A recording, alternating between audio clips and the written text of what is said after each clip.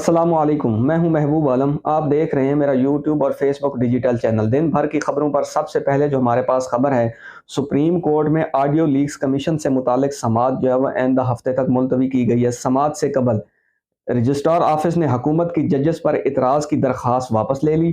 Chief justice ने कहा कि बेंच पर इतराज़ात बेंच के सामने ही रखे जा सकते हैं, उठाए जा सकते हैं। आपकी दरख्वास्त को नंबर लगा रहे हैं। आइंदा हफ्ते सबसे पहले गवर्नमेंट को सुना जाएगा। ऑडियो लीक्स इंक्वायरी कमीशन ने अपना जवाब सुप्रीम कोर्ट में जमा करवा दिया। कमीशन को ऑडियो लीक्स की इंक्वायरी में कोई ज़ाती दिलचस्पी नहीं, ये कहना था कमीशन का। जिम्मेदारी कानून के तहत दी गई है। कमीशन यकीन दिलाता है कि इतराज़ात को सुना जाएगा और गौर किया जाएगा। कमीशन यकीन दिलाता है कि किसी किस्म की कोताही नहीं की जाएगी। मजीद अपने जवाब में कहा कि चीफ जस्टिस की सास और चीफ जस्टिस इजाजुल एहसन और जस्टिस मुनीब से मुतालिक है, इसलिए मुनासिब नहीं कि ये बेंच जो है इस केस की समाअत करे। चीफ जस्टिस और जजेस हल्फ के मुताबिक आइन और कानून के जिम्मेदार हैं। सुप्रीम कोर्ट ने कहा कि सबसे पहले देखना यह है कि क्या वफाकी हुकूमत को ये इख्तियार है कि वो बेंच तश्कील दे सकती है। उसके बाद जो है वो इंक्वायरी जो कमीशन है वो अपनी इंक्वायरी जो है वो स्टार्ट करेगा। तो हम भी ये चाहते हैं कि ऑडियो लीक्स की जो तहकीकात हैं वो ज़रूर होनी चाहिए। सच जो है वो कौम के सामने आना चाहिए। कि गवर्नमेंट जो है ये इसलिए इंक्वायरी कराना चाहती है ताकि इससे जितना भी मफाद हासिल होगा उसका सिर्फ जो फ़ायदा है वो गवर्नमेंट को होगा। ये सिर्फ अदालतों को प्रेशराइज करना चाहते हैं। ये जो केस था ये मामूली नौयत का केस था। इससे एक बड़ा केस मैं आपको बताता हूँ जिसके ऊपर कमीशन या इंक्वायरी ज़रूर होनी चाहिए थी। जुडिशल कमीशन बनना चाहिए था। वो जो था वो 9 मई जो आर्मी की तनसीबात को जलाओ घिराव किया गया, कुछ शरपसंदों की तरफ से पूरी दुनिया में हमारा मजाक बनाया गया।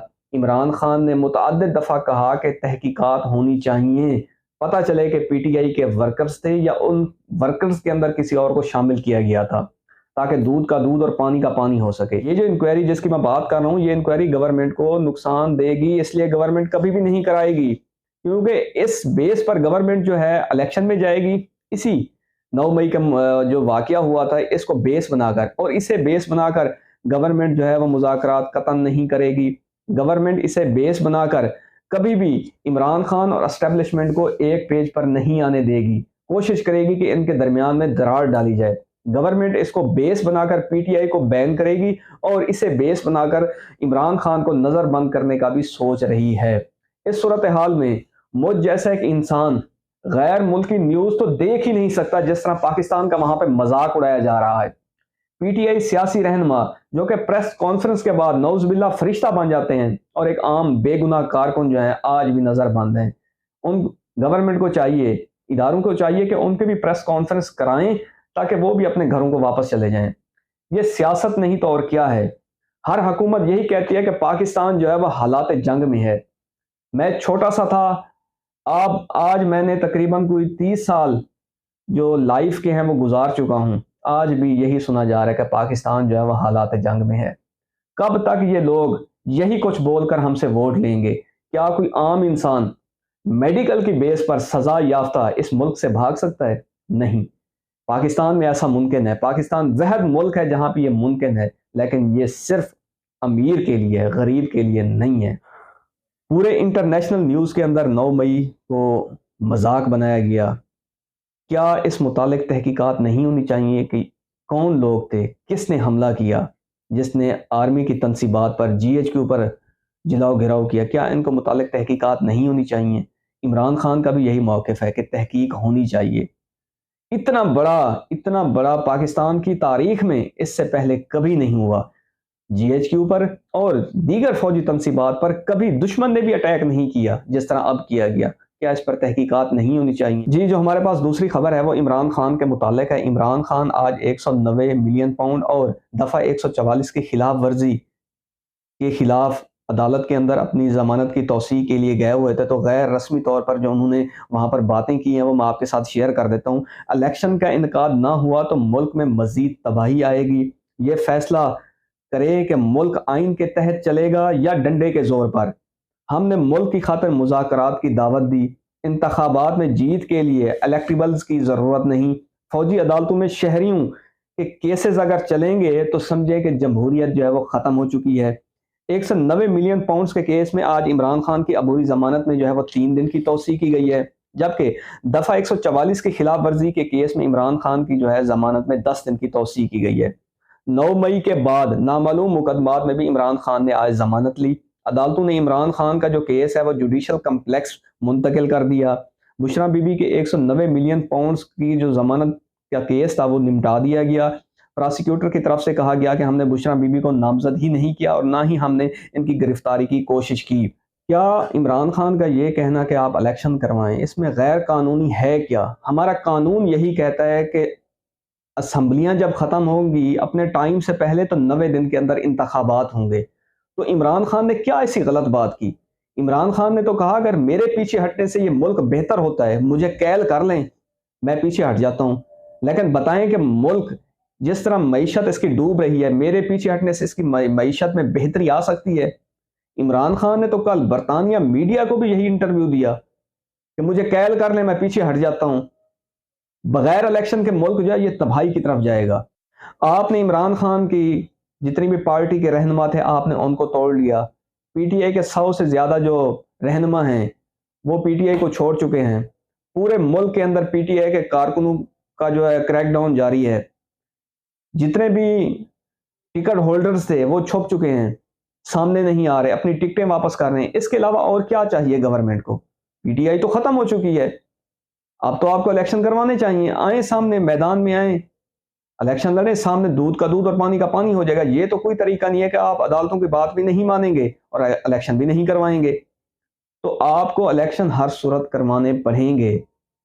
عمران خان نے تو کہہ دیا ہے کہ آپ مجھے ٹائم فریم بتا دیں کتنے دن تک آپ میرے مزید کتنے رہنما توڑ سکتے ہیں، اس کے بعد الیکشن کروا دیں۔ اس سے بڑی بات تو اور ہو ہی نہیں سکتی۔ تو اس لیے آپ نے جتنے رہنما توڑنے ہیں پی ٹی آئی کے ساتھ جس طرح آپ نے کرنا ہے، جس طریقے سے آپ نے اس کو دیوار کے ساتھ لگا دیا ہے، اب آپ کو الیکشن کروانے پڑیں گے۔ ماضی سے آپ نے کچھ سبق نہیں سیکھا۔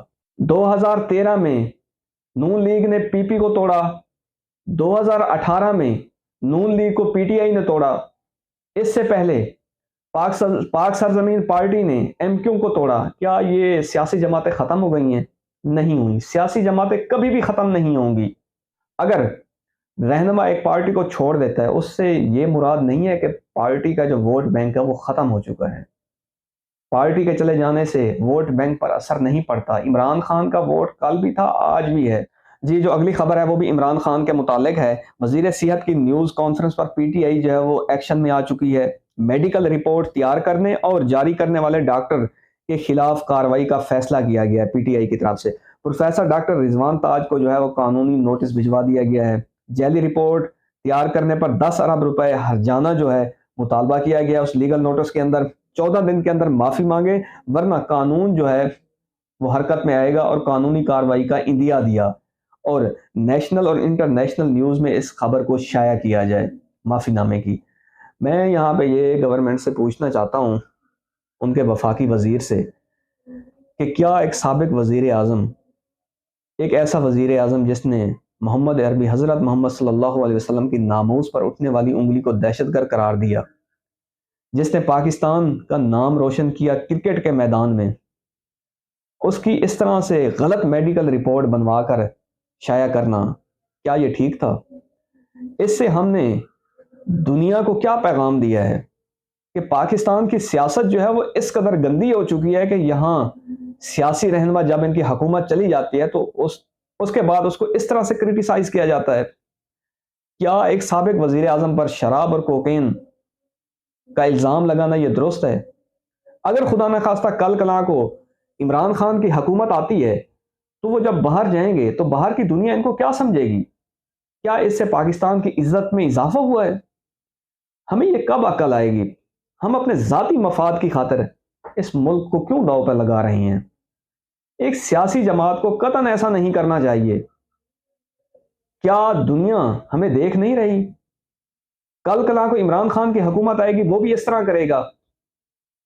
اب آپ یہ دیکھ لیں، ہمارا وہ ملک ہے جب شرجیل میمن سے اس وقت کے چیف جسٹس نے شراب کی بوتلیں برآمد کی، بعد میں وہ شہد کی بوتلیں ثابت ہو گئی تھیں۔ ہم تو اتنا گر چکے ہیں۔ چیف جسٹس نے شراب برآمد کی، بعد میں آپ نے ان کو شہد کی بوتلیں برآمد کروا دی۔ ہم تو اتنے گر چکے ہیں، تو ہم اپنے سیاسی مفاد کی خاطر انٹرنیشنل میڈیا پر تماشا بنے ہوئے ہیں۔ ہم نے باہر کی دنیا کو دکھا دیا کہ ہم نے اپنی ذاتی جنگ کے لیے پورے ملک کو ہم نے تباہ و برباد کر دیا ہے۔ کیا ہمارا امیج رہ گیا کہ عمران خان کو آپ نے شرابی اور کوکین لینے والا ثابت کر دیا ہے؟ کیا اس سے آپ کی عزت میں اضافہ ہوگا؟ قطعاً ایسا نہیں ہوگا۔ آج آپ کر رہے ہیں، کل آپ کے ساتھ ہوگا۔ اس لیے گورنمنٹ کو چاہیے کہ وہ معافی مانگے عمران خان سے۔ یہ سیاست میں اس طرح کی چیزیں قابل برداشت نہیں ہیں۔ ہر حکومت پھر اسی طرح کرے گی۔ عوام کے متعلق کسی کو کوئی لین دین نہیں ہے کہ کیا ہو رہا ہے۔ سیاسی طور پر ہم ایک دوسرے کے اوپر حملے کر رہے ہیں۔ ملک کا کسی کو خیال نہیں ہے۔ کیا سارے سیاسی جماعتیں بیٹھ کر مذاکرات کے ذریعے یہ حل نہیں نکال سکتی؟ کیا ہم نے ضروری میڈیا پر ہر روز یہی تماشا لگانا ہے؟ یہ تماشا بند ہونا چاہیے۔ ہمارا ملک جو ہے وہ معاشی طور پر ڈوب رہا ہے۔ اس وقت ہمیں مذاکرات کی ضرورت ہے۔ اداروں کو چاہیے کہ حکومت کو ایک پیج پر لائیں، مذاکرات کی طرف لے کر جائیں، تب جا کے ملک جو ہے وہ آگے چلے گا۔ اس کے بعد جو اگلی خبر ہے وہ بڑی ہی انٹرسٹنگ ہے، اور ہمیں نظر بھی آ رہا تھا کہ آئی ایم ایف جو ہے ہمیں کیوں قرض نہیں دے رہا۔ وہ جو خبر ہے میں آپ کے ساتھ شیئر کرتا ہوں۔ I M F mission chief کا بیان پاکستان کے داخلی امور میں مداخلت قرار۔ آئی ایم ایف چیف کا بیان غیر معمولی نوعیت کا ہے۔